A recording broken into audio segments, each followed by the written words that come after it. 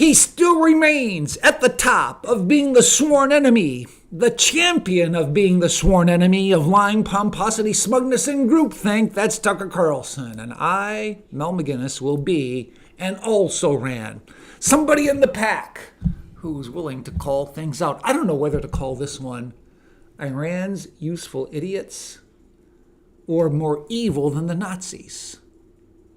You probably heard Benjamin Netanyahu speak before Congress, and in his speech he used the phrase, Iran's useful idiots.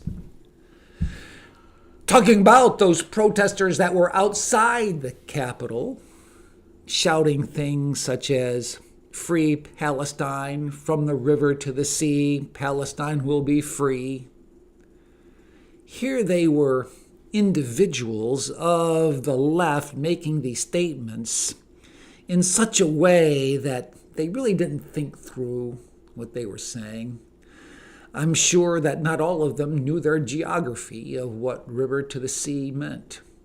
I'm sure they don't even know that if their agenda, especially with regard to sexuality and gender, were in Palestine right now, they would be hung, shot, left to rot.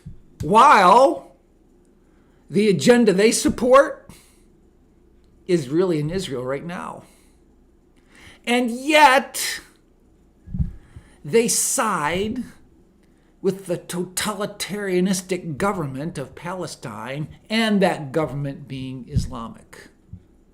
Don't they know that such a government as that would result in their death if they were to be out in the open about their views on sexuality?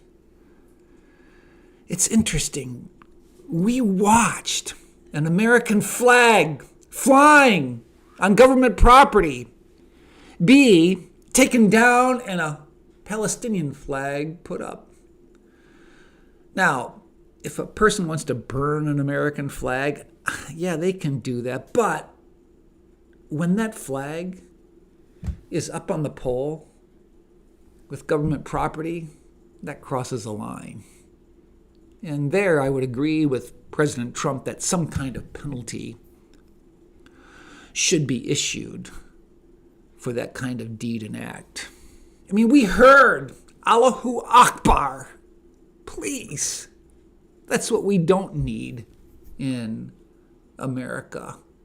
I don't want to hear that. Yeah, you're free to say that, but when you hear Allahu Akbar, isn't that the terror slogan that goes all the way back to 9/11? Are people really listening? Are people really observing? Again, I go back to Dennis Prager, conservative Jew, great commentator, who wrote a column saying Hamas is worse than the Nazis. And at first glance, we would say that's over the top.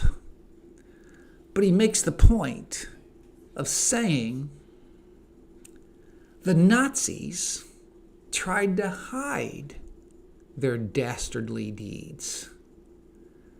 They tried to keep those ovens secret from the public. They did not want those places where they exterminated the Jews to be brought forth in the press. However, Hamas is different. They want to publicize it. They want to parade when Jews have been taken captive, when Jews have been killed, when Jews are exterminated by their soldiers, by their allies. They want to make this news. So Prager says, in some ways, Hamas is more evil than the Nazis.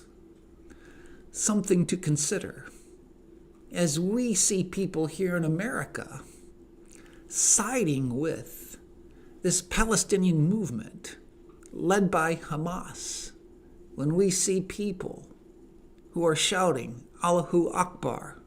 When I heard a person basically not wanting the Jews in this country, this needs to be called out. This is what needs to be publicized. And I don't understand Rashida Tlaib sitting there in Congress holding up a sign accusing Benjamin Netanyahu of being a war criminal and to stop the genocide. As I watch also many in the Democrat Party not even showing up for that speech, which kind of tells me, what side are they really on? Are they with Hamas and the, quote, resistance movement? Or are they really taking an even-handed look at what's going on there in the Middle East and how that relates to our nation as well? Things to consider, because right now it looks like Kamala Harris is much more concerned about the Arab vote in Dearborn, Michigan, than she is about Jews being under attack and delegitimized as human beings, even here in America. Well, unlike Tony Kornheiser, pardon the interruption, I cannot promise you that I'll do better the next time. And unlike Tony Kornheiser, I'm still going to get my flag and wave the sackcloth flag for humility.